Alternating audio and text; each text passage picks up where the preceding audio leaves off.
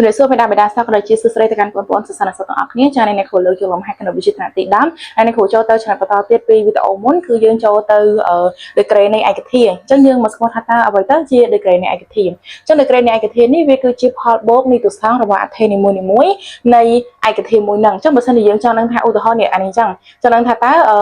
ឯកធាតុមួយហ្នឹងមាន degree ស្មើនឹងប្រមាណយើងគ្រាន់តែធ្វើប្រមាណវិធីបូកទៅលើនៃទស្សនៈរបស់អត្ថេនីមួយៗមកវាមកបានហើយអញ្ចឹងអីដែលយើងត្រូវស្គាល់កន្លែងនេះគឺយើងត្រូវស្គាល់សិនថាអីទៅគឺជានិតសង្ឃអញ្ចឹងនិតសង្ឃវាកើតចេញពីស្វ័យគុណកាលណាយើងមានស្វ័យគុណមួយស្វ័យគុណគឺនៅវាមានគោលហើយនឹងនិតសង្ឃនៅក្នុងហ្នឹងអញ្ចឹងឧទាហរណ៍ថាអ្នកគ្រូមានx គៀបចង់អញ្ចឹង x គៀបហ្នឹងយើងហៅវាថាជាស្វ័យគុណដែល x នេះយើងហៅវាថាជាគោលហើយអាខាងលើនេះយើងហៅវាថាជានិតសង្ឃនេះជានិតសង្ឃអញ្ចឹងបើសិនជាយើងចង់ដឹងថាតើ degree នៃឯកធាតុរបស់យើងហ្នឹងវាស្មើនឹងប្រមាណយើងគ្រាន់តែយកនិតសង្ឃរបស់អត្ថេនីមួយៗហ្នឹងមកបូកបញ្ចូលគ្នាមកគឺជាការស្រេចតែអញ្ចឹងយើងមើលកន្លែងនេះអ្នកគ្រូមានឧទាហរណ៍ចំនួន2តែឥឡូវយើងមកឧទាហរណ៍ទី1សិនឧទាហរណ៍ទី1គឺយើងមានដក 2x អញ្ចឹងដក 2x យើងមើលតែអត្ថេរបស់វាមកអញ្ចឹងដល់ 2x នេះយើងមានអត្ថេយើងមាន a ជាអត្ថេគឺយើងមាន x ជាអត្ថេទៅអញ្ចឹងបើសិនជា x ជាអត្ថេយើងមើលអត្ថេ x នេះតើវាមាននិតសង្ឃស្មើនឹងប្រមាណអញ្ចឹងយើងបើយើងមើលទៅវាអត់មានអីទេអត់ប៉ុន្តែកន្លែងហ្នឹងគឺយើងអាចសរសេរវាបែបនេះយើងអាចសរសេរវាទៅជា x សេគុណ1អញ្ចឹងបានន័យថាដក 2x នេះ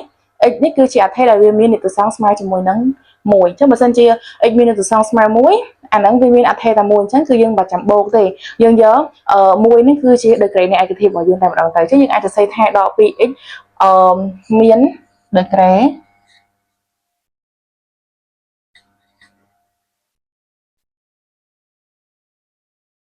មាន degree 1ហើយដល់ពេលមួយទៀតគឺយើងមាននេះឧទាហរណ៍មួយទៀតយើងមាន 3a x គុណជាមួយនឹង y អញ្ចឹងយើងឃើញនៅក្នុងឯកធាតុរបស់យើងនេះយើងមានអត្ថេចំនួនប្រមាណមានអត្ថេ3ទៅអត់មានអត្ថេ a អត្ថេ x ហើយនិងអត្ថេ y ឥឡូវយើងចង់ដឹងថា degree នៃឯកធាតុរបស់យើងមួយហ្នឹងថាវាស្មើនឹងប្រមាណយើងគ្រាន់តែធ្វើមិនយើងគ្រាន់តែបូកនិតសង្ឃនីមួយៗនៃអត្ថេរបស់យើងមកអញ្ចឹងយើងមានអត្ថេ a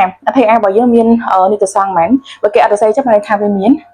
1ហើយ x នេះគឺគេឲ្យមកស្រាប់គឺ y ចាំន័យថាអត្ថេ x នេះគឺមាននិតសង្ឃ2ដល់ពេលអត្ថេ y នេះវិញគេអត់ឲ្យមកចាំន័យថាវាមាននិតសង្ឃស្មើនឹង1ដូចគ្នាអញ្ចឹងយើងចង់ដឹងថា degree នឹងស្មើមកយើងគ្រាន់តែយក1បូក2បូកជាមួយនឹង1នេះមកអញ្ចឹង1បូក2 3 3បូក1បាន4អញ្ចឹងបានន័យថា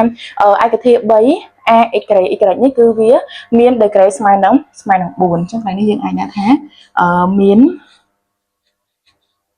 degree 4ចានេះគឺឧទាហរណ៍ទី1អ្នកគ្រូបញ្ជាក់ប៉ុណ្ណឹងឥឡូវយើងមើលឧទាហរណ៍ទី2យើងកន្លែងនេះគឺយើងមានឯកធាតុចំនួន2នេះឯកធាតុរបស់យើងទី1ឯកធាតុទី2ហើយចំពោះឯកធាតុហ្នឹងព្រោះគឺយើងត្រូវញែករកអត្ថេមេគុណបន្តមកចាំយើងរក degree របស់វាតាមក្រោយអញ្ចឹងចំពោះឯកធាតុទី1ដក10 a b c នេះយើងឃើញអត្ថេរបស់វាមានប៉ុន្មានអត្ថេគឺជាអក្សរត្រូវអត់នៅក្នុងនោះមានន័យថាមាន a b ហើយនឹង c អញ្ចឹងមានន័យថានៅក្នុងឯកធាតុទី1នេះគឺវាមានអត្ថេ a អត្ថេ b ហើយនឹងអត្ថេ C មួយទៀតហើយចំពោះមេគុណវិញមេគុណគឺជាតម្លៃលេខនៅខាងមុខនេះអញ្ចឹងមេគុណគឺស្មើជាមួយនឹងដក10ហើយយើងចង់ដឹងថា degree វាស្មើប៉ុន្មានយើងធ្វើម៉េចគឺយើងយកនិតសង្ឃរបស់អត្ថេនីមួយៗនេះមកបូកបញ្ចូលគ្នាអញ្ចឹងចំពោះ a គឺវាមាននិតសង្ឃ1ហើយ c នេះក៏មាននិតសង្ឃ1ដូចគ្នាដែរអញ្ចឹងយើងបូកមក1បូកជាមួយនឹង2បាន3 3បូកជាមួយនឹង1បាន4អញ្ចឹងបានន័យថា degree របស់ឯកធាតុទី1របស់យើងនេះគឺស្មើនឹង4យើងបូកធម្មតាណាហើយចំពោះអាទី2នេះវិញគឺយើងមានដក1 a b y គៀបគុណជាមួយនឹង z អញ្ចឹងយើងឃើញមើលនៅក្នុងហ្នឹងតើវាមានអត្ថេចំនួនប្រមាណអត្ថេគឺជាតម្លៃគឺជាអក្សរអញ្ចឹងនេះមាន a b y ហើយនឹងzយកស្វ័យគុណយកនិតសង្ឃវាមកណាអញ្ចឹងគឺមាន a មាន b មាន x មាន y ហើយនឹងមានសិតមួយទៀតហើយចំពោះមេគុណវិញគឺជាតម្លៃនៅខាងមុខនេះចុះមេគុណរបស់វាគឺស្មើជាមួយនឹងដក1ភាគ2ហើយdegree យើងបូកមកនេះអានេះគឺមាននិតសង្ឃ1ហើយអានេះមាននិតសង្ឃ1ដែរអញ្ចឹងយើងបូកមក1បូក1បាន2 2បូក2បាន4បូកជាមួយនឹង3 7បូកជាមួយនឹង1គឺបាន8អញ្ចឹងបានន័យថាឯកធាតុទី2របស់យើងនេះគឺមាន degree ស្មើនឹង5 3ចុះចំពោះមេរៀននេះអ្នកគ្រូមានតែប៉ុណ្្នឹងទេបើសិនជាបងប្អូនមានចំណុចថ្នាក់អាចគ្រូសួរបានហើយសម្រាប់បងប្អូនដែលចង់បំផុតបន្ថែមលើមុខវិជ្ជាគណិតវិទ្យាចាប់ពីថ្នាក់ទី5ដល់ថ្នាក់ទី12បងប្អូនអាចទំនាក់ទំនងរៀនអនឡាញជាមួយអ្នកគ្រូបានដោយសារអ្នកគ្រូមាន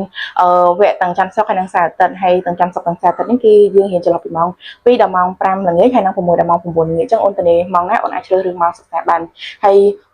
ចំពោះថ្នាក់រៀនវិញគឺយើងរៀនគ្រូមួយសិស្សមួយហើយយើងរៀនពីមូលដ្ឋានគ្រឹះទៅហើយយើង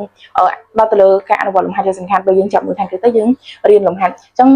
សម្រាប់ព័ត៌មានផ្សេងៗឬក៏ចង់ដឹងព័ត៌មានលម្អិតអីបងប្អូនអាចទំនាក់ទំនងតាម Telegram របស់គ្រូបានអរគុណ